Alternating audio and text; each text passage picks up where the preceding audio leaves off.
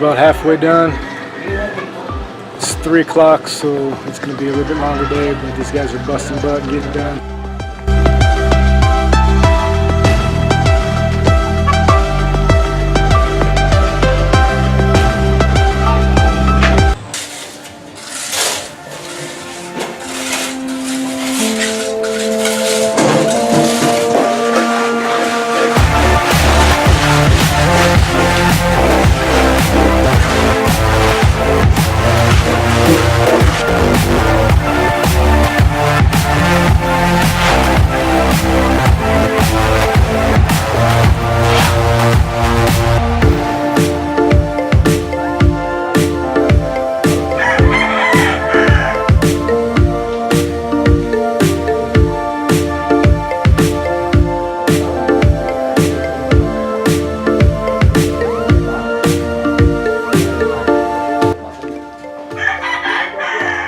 For my dad, I made a homemade hog, a little 2x2 and some plywood, but it works.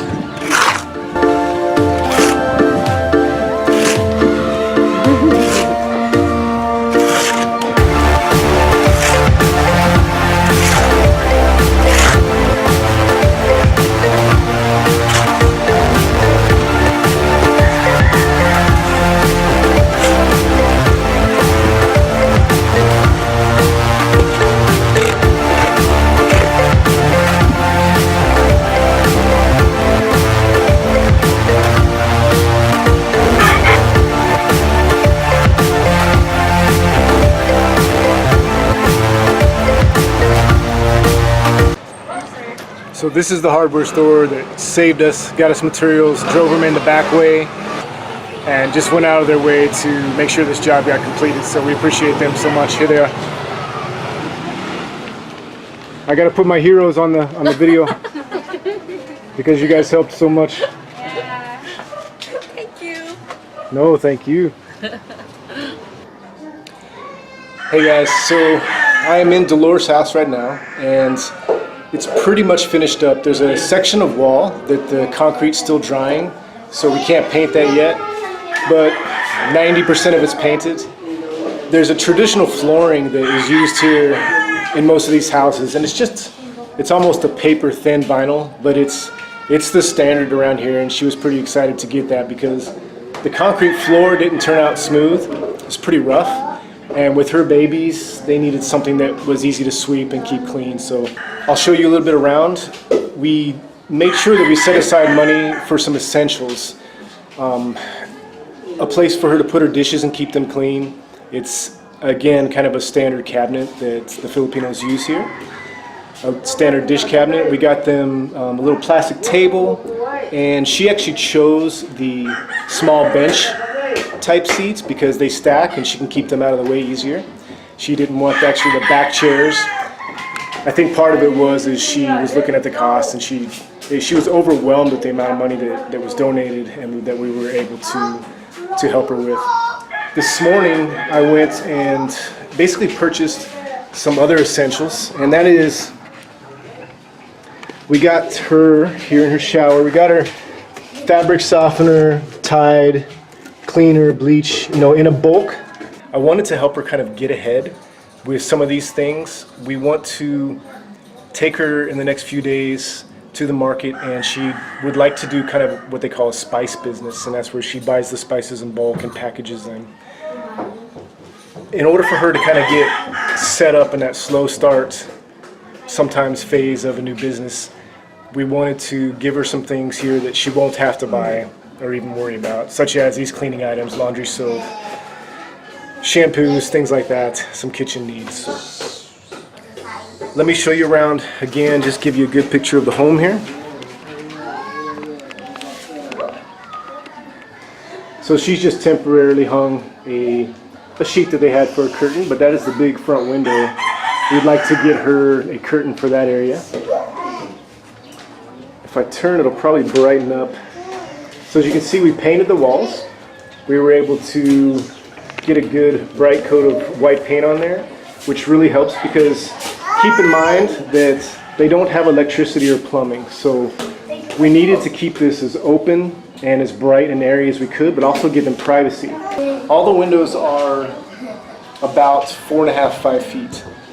They're a shorter family. What that does is it just allows them to still have privacy, but have air movement when these hot summer days come.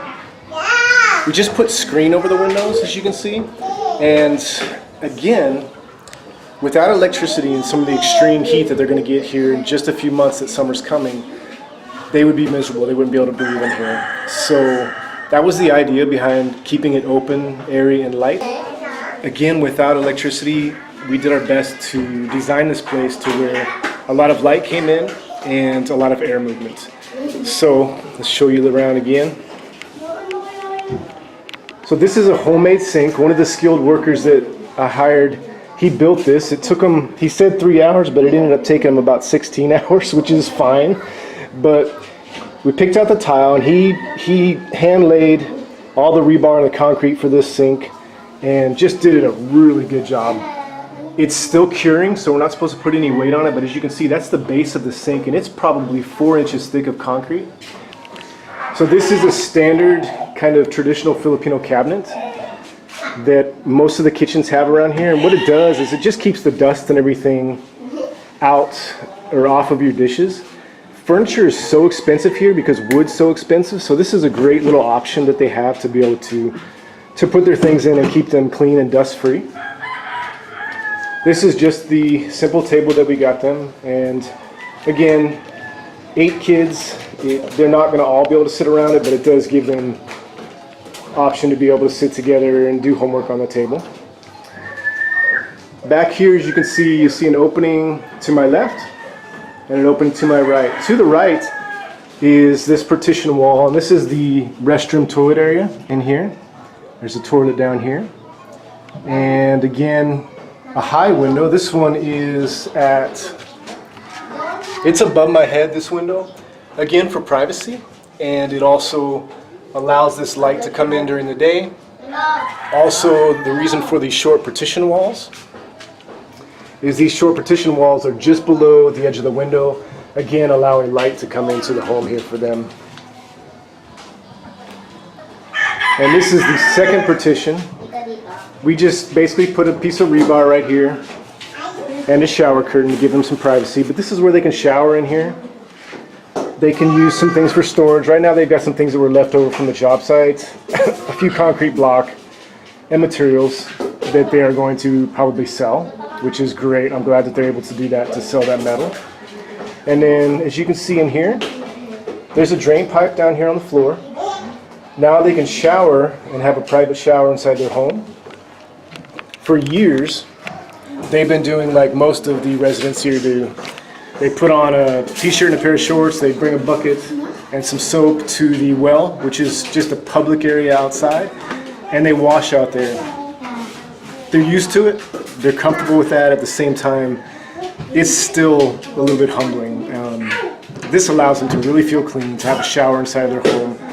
When I say shower, it's a bucket of water and like a ladle that they pick up and just dump. It's going to be a pretty big changer for them, life changer, which I'm really excited about. So, guys, this is the home. I'm going to talk a little bit again about some of the things that I experienced through this process, some of the challenges, some of the blessings that God just made happen.